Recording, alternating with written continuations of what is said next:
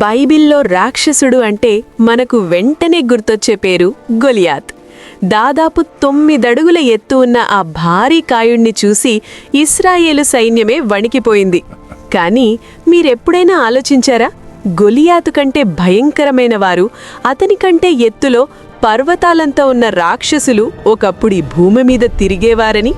అసలు ఎవరి నెఫిలీయులు?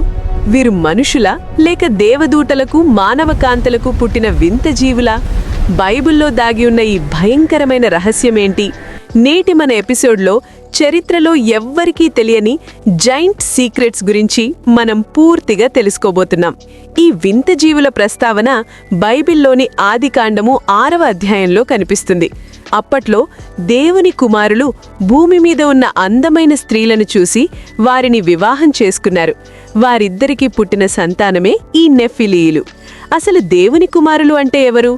దీనిపై 2 రకాల వాదనలున్నాయి. పడిపోయిన దూతలు అంటే ఫాలెన్ ఏంజల్స్.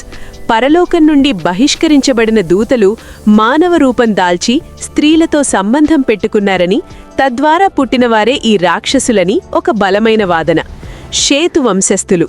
దేవుని మార్గంలో నడిచిన షేతు వంశస్థులు దేవుణ్ణెరగని కయీను వంశస్థులతో కలిసినప్పుడు ఈ బలమైన సంతతి పుట్టిందని మరికొందరు చెబుతారు. కానీ బైబిల్ వీరిని పూర్వకాలమున పేరు పొందిన శూరులు అని వర్ణిస్తుంది. వీరి వల్ల పుట్టిన పిల్లలు మామూలు మనుషుల కంటే ఎంతో బలవంతులుగా, భారీ కాయలుగా ఎదిగారు. మనం గొలియాత్ గురించి మాట్లాడుకుంటే అతని ఎత్తు 6 మూరల జేనెడు, అంటే దాదాపు 9 అడుగుల 9 అంగుళాలు. కానీ నెఫిలీయులు దీనికి 10 కొద్దవారు. మోషే పంపిన 12 మంది వేగులవారు కనాను దేశంలో అనాకీయులను చూసి ఏమన్నారో తెలుసా? మేము వారి దృష్టికి మిడతల్లా ఉన్నాము అని చెప్పారు. మిడతకు మనిషికి ఎంత తేడా ఉంటుందో ఒక సామాన్య మనిషికి ఆ రాక్షసుడికి అంత తేడా ఉండేదన్నమాట. అమోరీయుల ఎత్తు గురించి ప్రవక్త ఆమోసు ఇలా వర్ణించాడు. వారి ఎత్తు దేవదారు వృక్షాలంతా ఉంది. సాధారణంగా దేవదారు వృక్షాలు 30 నుండి 40 అడుగుల వరకు పెరుగుతాయి. అంటే ఆ రాక్షసులు నడుస్తున్న పర్వతాల వలె ఉండేవారు. వారు ఒక అడుగు వేస్తే భూమి కంపించేది.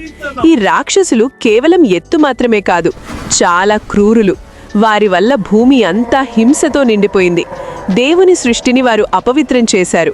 జంతువులతో, మనుషులతో వికృతమైన పనులు చేస్తూ లోకాన్ని నాశనం చేశారు. అందుకే ఈ భూమిని అపవిత్రత నుండి శుభ్రం చేయడానికి దేవుడు జలప్రళయాన్ని పంపాల్సి వచ్చింది. నోవహు ఓడ సిద్ధమవ్వడానికి ఇది కూడా ఒక ప్రధాన కారణం. మరి ప్రళయం తర్వాత కూడా గొలియాతు లాంటి రాక్షసులు ఎలా వచ్చారు? బైబిల్లో ఆ తర్వాత కూడా భూమి మీద రాక్షసులున్నారు అని రాయబడింది. అది ఎలా సాధ్యమైంది అనేది ఇప్పటికీ ఒక పెద్ద మిస్టరీ. జలప్రళయం తర్వాత కూడా మనం కొన్ని రాక్షస సంతతులను చూస్తాం. వారిలో బాషాను రాజైన ఓగు ముఖ్యుడు. ఇతని ఇనుప మంచం దాదాపు 13 అడుగుల పొడవుండేది. ఇతన్ని మోషే సైన్యం ఎదుర్కొని జయించింది. ఆ తర్వాత యెహోషువ కాలంలో అనాకీయులు, దావీదు కాలంలో గొలియాతు మరియు అతని సోదరులు ఉండేవారు. గొలియాతుకు 4 సోదరులున్నారని బైబిల్ చెబుతోంది. దావీదు సైన్యం వీరిని ఒక్కొక్కరిగా సంహరించారు. నేటికి ప్రపంచవ్యాప్తంగా చాలా ప్రాంతాల్లో భారీ మానవ ఎముకలు దొరుకుతున్నట్లు వార్తలు వస్తుంటాయి. కానీ వీటిలో చాలా వరకు సైన్స్ ధృవీకరించలేదు. కానీ అష్షూరియులు, బబిలోనియన్ల పురాతన శిల్పాల్లో మనుషులు సింహాలను పిల్లుల్లా పట్టుకున్న చిత్రాలు కనిపిస్తాయి. ఇవి నెఫిలీయుల ఉనికికి పరోక్ష ఆధారాలుగా చాలామంది భావిస్తారు. నెఫిలీయుల కథ మనకొక ముఖ్యమైన విషయాన్ని గుర్తు చేస్తుంది. శరీర బలం ఎంత ఉన్నా, పర్వతాలంత ఎత్తు పెరిగినా దేవుని శక్తి ముందు ఎవ్వరైనా అల్పులే. చిన్నవాడైన దావీదు దేవుని నామంతో గొలియాతును పడగొట్టినట్లే మన జీవితంలో కొండలంత సమస్యలొచ్చినా దేవుని మీద నమ్మకంతో వాటిని జయించవచ్చు. స్నేహితులారా, ఈ రహస్యాల గురించి మీరేమనుకుంటున్నారు? మీ అభిప్రాయాన్ని కామెంట్ చేయండి. మరిన్ని బైబిల్ రహస్యాల కోసం కిడ్స్ బైబిల్ కథలుని సబ్స్క్రైబ్ చేయండి. God bless you.